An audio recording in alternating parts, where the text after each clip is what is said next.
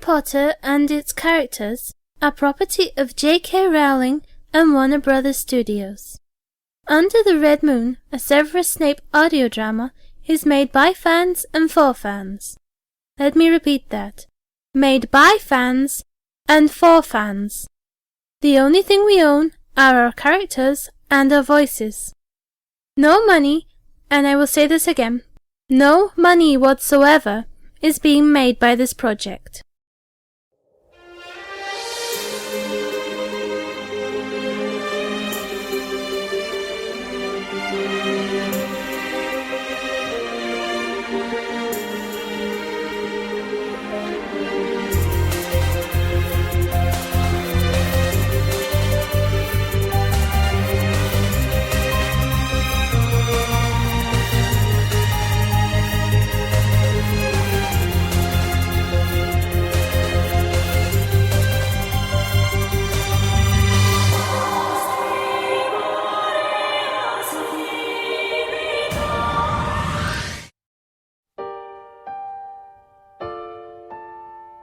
While a commotion outside the hospital wing is taking place, no one can imagine what is happening inside the closed doors.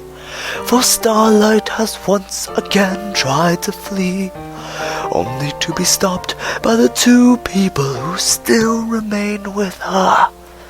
Sin breathed.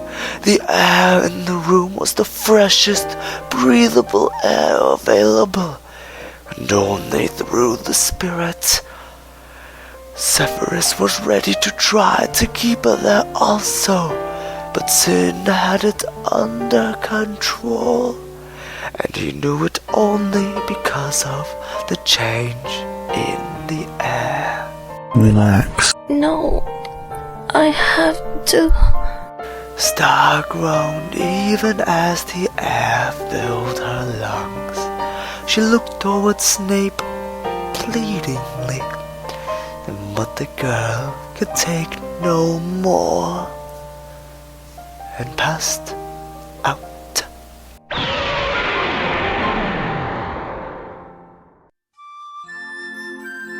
And Incubus was tired of the same old prey when he noticed Star's aura. She was different. She'd be fun. As he approached her, he used his power to give her a nice atmosphere. She found herself surrounded by beautiful wild flowers, and nobody around except someone she cared for deeply. As he approached her, he could read from her all about the man. Star did a double take on where and whom she heard. Her hands going to her face. She was sleepy. You look simply delicious, my love. What's going on here? What's wrong, beautiful? Put your clothes back on, you pervert. You're a virgin. Grumpy, you're about to get your butt kicked. Why don't we just get along, love? Let go. Let go. Let go. Why? We can play and not be disturbed, lover.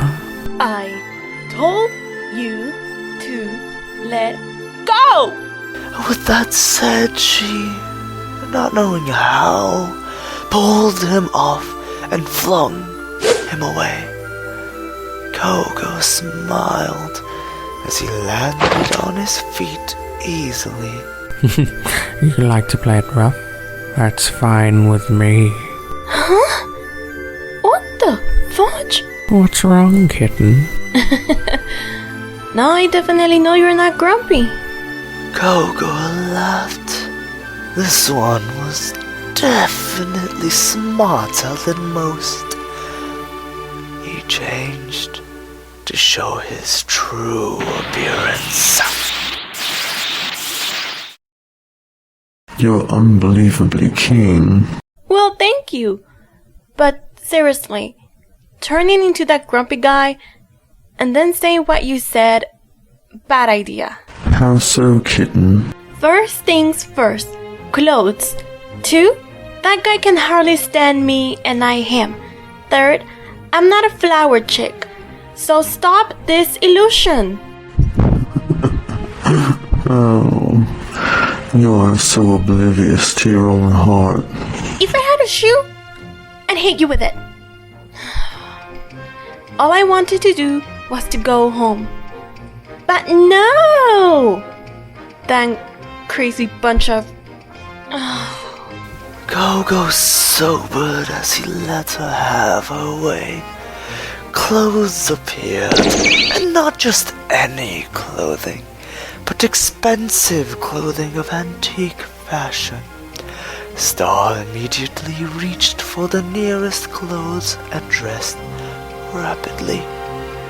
The thought of being nude, and with a stranger whom she'd no idea what, or who he was, no less.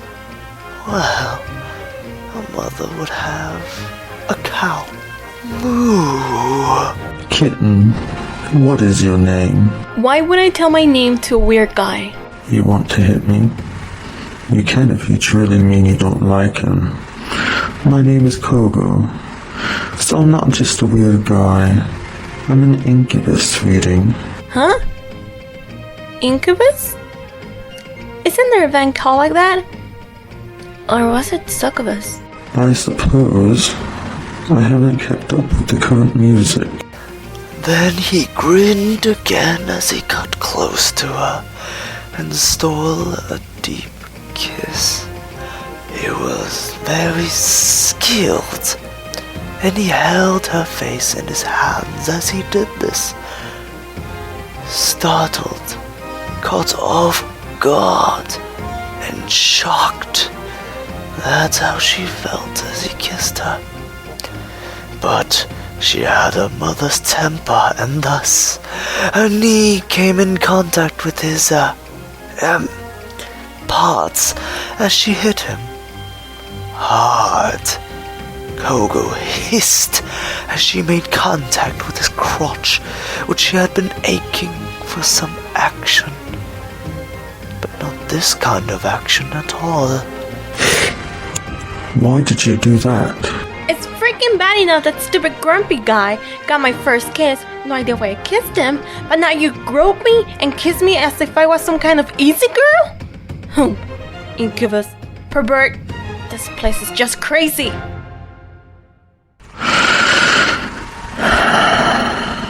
You would have been different. You are different. You see, usually, I go into someone's dream, and they let me do whatever I want.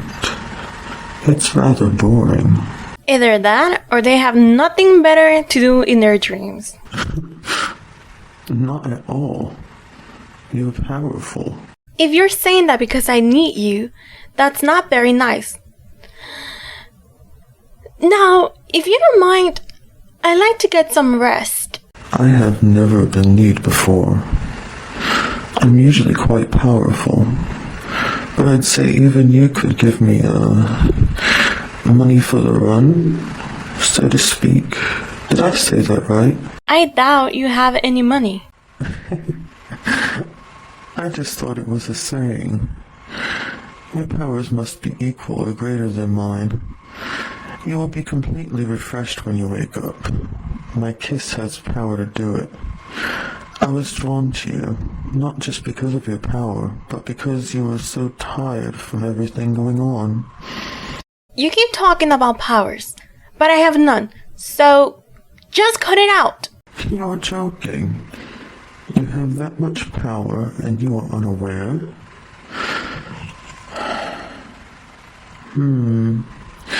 I'll protect you when you sleep. So instead of being my so-called sexual dream protector, you're gonna turn into my guardian of dreams? I wish I could be both. I think my parents are dead. I can't remember a thing aside from waking up to Madame Promptface's smiling face. But that old man, he said, and then I don't know what to think. They weren't your real parents, though. What? What? They were my parents. Your parents who are dead weren't your real parents. Your parents were a witch and wizard. Your father was probably the most powerful wizard of them all that ever existed, as well as the smartest. Your mother... I'm running out of time. Your mother is very gifted with transfiguration in her animagus form. She's also very smart and powerful, the very mix they despise. Starlight covered her ears, not wanting to listen to what Kogo had said. She knew better.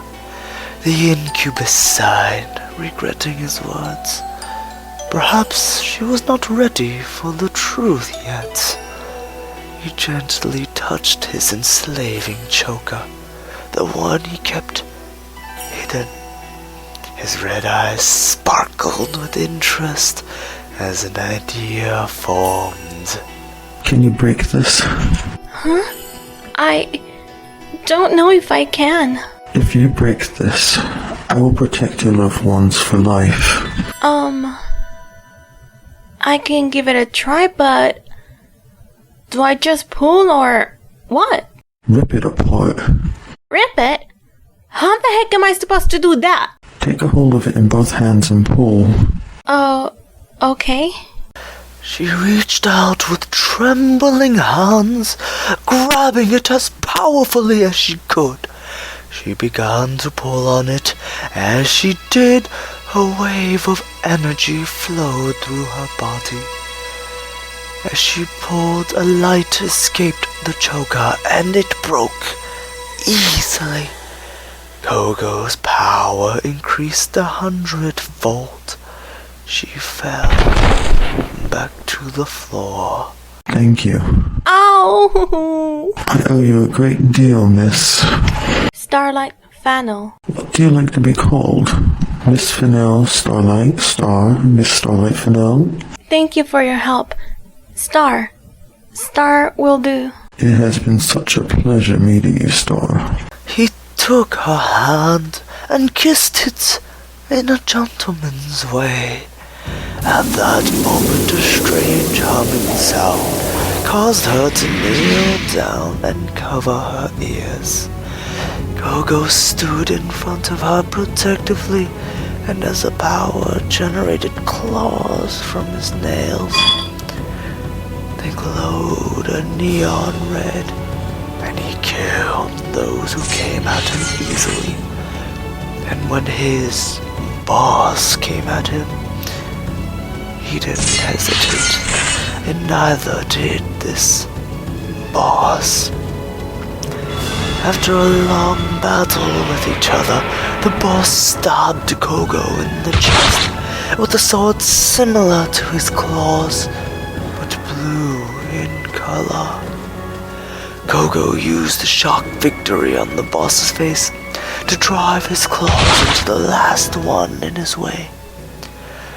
Once he killed the man, he limped over to Star and took her hand, and he fell to his knees. Starlight raised her face when she saw the blood. She didn't know why, but something inside her pushed her to call out his name and throw her arms around him.